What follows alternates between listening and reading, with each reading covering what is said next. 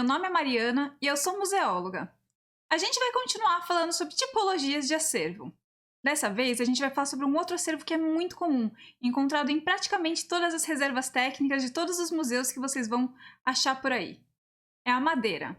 A madeira ela pode ser encontrada em esculturas, em molduras de quadros, ela pode ser encontrada no próprio mobiliário do museu, que pode acabar se tornando um elemento musealizado, ou seja, prateleiras, vitrines, às vezes elas acabam ficando tanto tempo no museu e elas acabam sendo tão representativas para o espaço que elas acabam sendo consideradas inclusive um acervo, e são então inventariadas.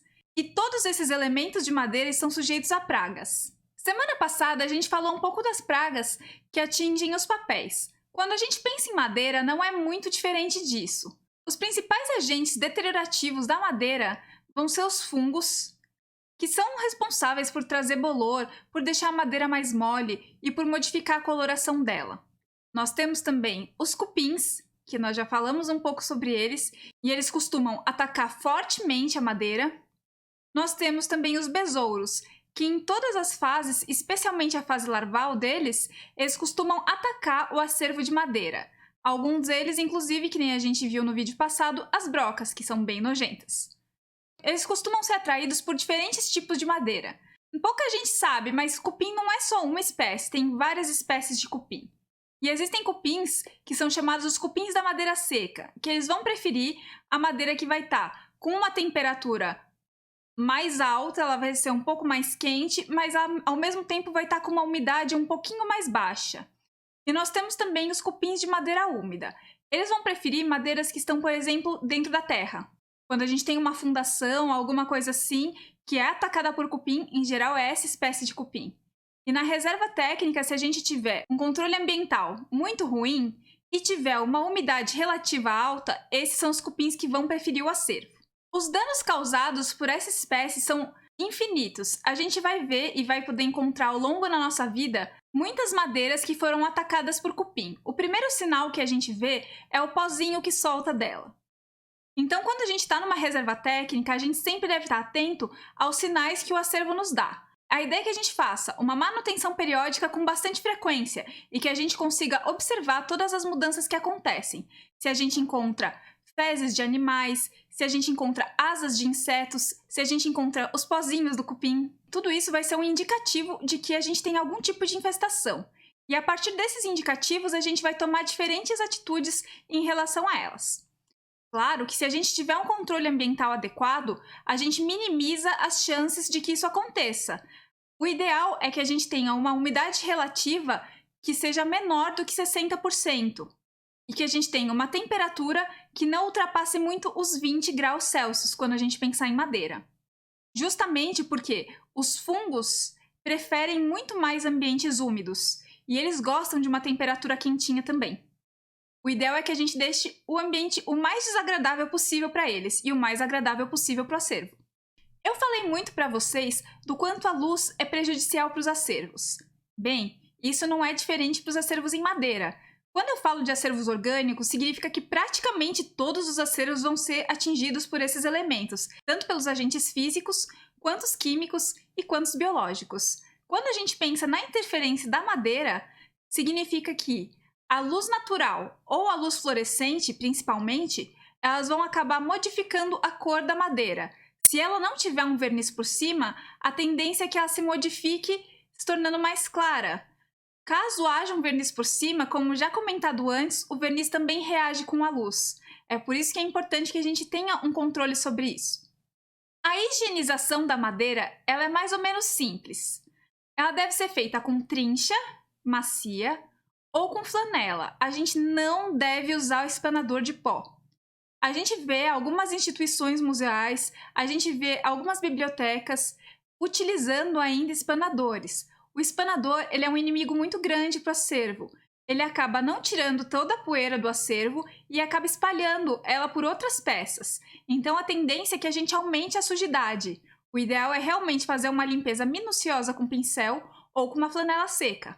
Em último caso também, pode ser usado um aspirador com o bocal protegido, que nem eu mostrei para vocês no acervo bibliográfico. Em casos de arte sacra, de madeiras que têm uma camada pictórica por cima, ou seja, madeiras que são pintadas, é importante que a gente tome muito cuidado quando a gente for passar o pincel sobre.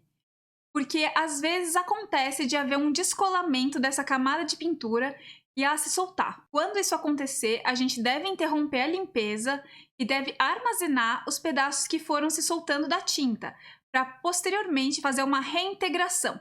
A reintegração ela pode ser feita com diversas técnicas. Semana passada vocês viram um pouquinho na aula de restauro de vocês sobre como é feita uma reintegração com papier-mâché na madeira. Ainda, quando a gente pensa em uma reserva técnica, tem alguns cuidados que a gente deve fazer. A gente deve fazer o famoso MIP, é o manejo integrado de pragas, que nada mais é do que um planejamento de ações que devem ser feitas após o diagnóstico do acervo.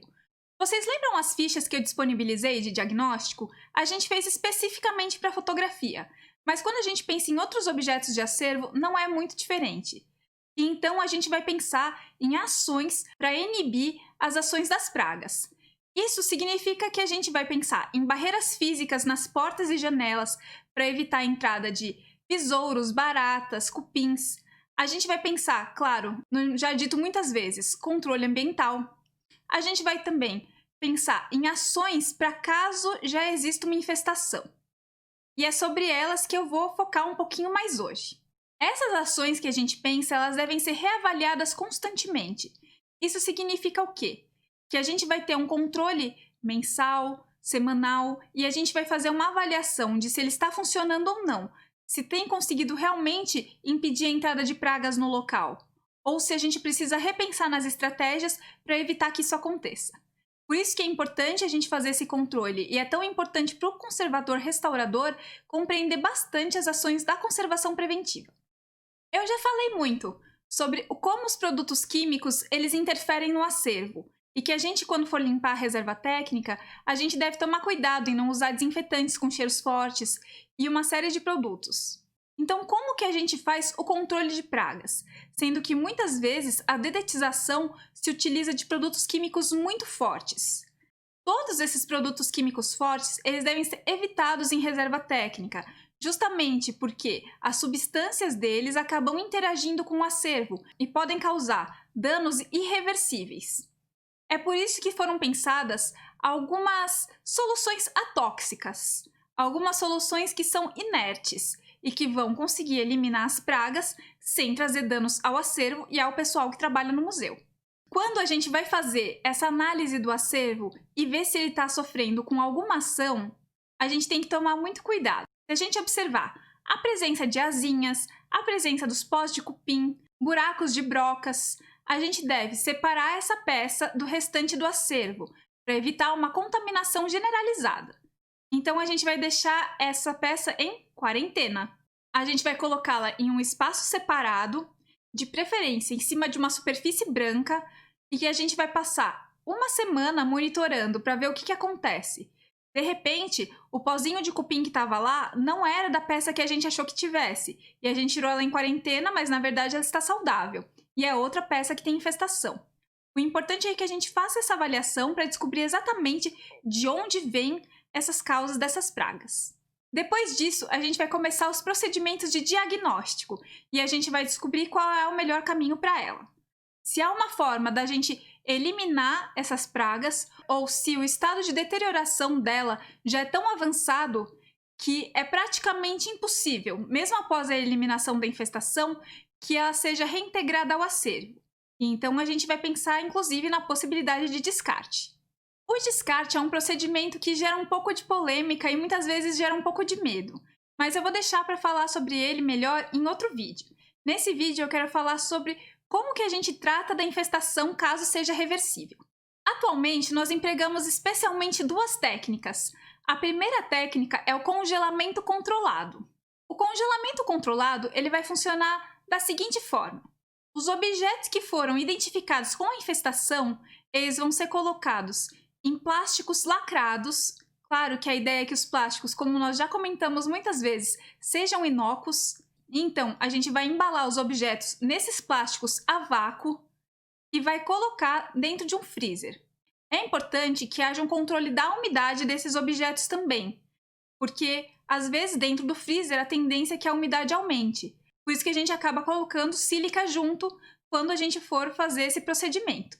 Outra opção que nós temos é envolver os acervos com papel de seda de pH neutro, porque ele também vai compensar um pouquinho a umidade causada pelos freezers. A temperatura ideal para que esse acervo chegue é menos 20 graus, só que ele não pode acontecer instantaneamente. Ele tem que ser em um processo. De 0 a 20 graus deve demorar em torno de 4 a 8 horas. E depois disso, o acervo deve ser mantido nesse mesmo freezer por aproximadamente 20 dias. Fazendo isso, a chance de você acabar com a infestação é muito alta. Esse método é um método bastante utilizado, porque sua confecção é mais ou menos simples e muitas vezes as instituições museológicas não têm um aparato técnico para recorrer a outros tipos de técnica. Mas ela também tem um probleminha sério. Lembra que a gente falou que mudanças drásticas de temperatura e de ambiente acabam trazendo danos a alguns tipos de acervo? É o caso da madeira. Quando a gente congela o acervo e depois traz ele de volta para a temperatura natural, mesmo que seja de forma gradativa, que inclusive é o que deve ser feito, ele vai se contrair e se dilatar. A chance maior é de que, nesse processo, ele sofra algum tipo de dano. Por isso que a gente tem que avaliar bastante quais objetos que vão ser utilizados nesse procedimento e quais não são. Nem todos os objetos têm uma estrutura apta a receber o congelamento, mas ele é muito útil em boa parte dos casos. O outro processo que nós temos é a anóxia com gás carbônico. O que é a anóxia? É a condição de não ter oxigênio. A gente precisa colocar o objeto em um ambiente em que ele não tenha contato com o oxigênio. Lembra que a gente comentou que uma das principais causas de deterioração é o próprio oxigênio, que ele mantém a gente vivo, mas ao mesmo tempo ele faz com que a gente morra. Ele faz a mesma coisa com os objetos. Se os objetos são mantidos em um espaço onde não há oxigênio, a tendência é que eles durem mais e que a sua degradação diminua. Nesse caso, as pragas elas também não conseguem perdurar por muito tempo em ambientes sem oxigênio. Como a gente não consegue criar um ambiente de vácuo completo, ou se a gente conseguir vai ser muito difícil, o ideal é que a gente faça uma substituição gradativa entre o oxigênio e algum outro gás. Pode ser utilizado o gás hélio também e o argônio, mas essas duas técnicas são muito mais caras do que a substituição por gás carbônico. Para vocês terem uma ideia, a quantidade de oxigênio que tem que ter nesses espaços para fazer esse procedimento é de 0,3% no máximo, ou seja, é praticamente nada mesmo. Os objetos então são armazenados em um invólucro, em uma embalagem totalmente vedada, totalmente selada. E a gente precisa monitorar a quantidade de oxigênio e de gás carbônico que vai ter nesse recipiente por aproximadamente 30 dias, de 20 a 30 dias, que é o tempo que demora para a gente ter certeza que todos os ovos, que todas as larvas e que todas as pragas foram definitivamente mortas. Esse procedimento ele é um pouquinho mais complexo, especialmente por causa do recipiente que a gente vai usar, que tem que ser completamente vedado.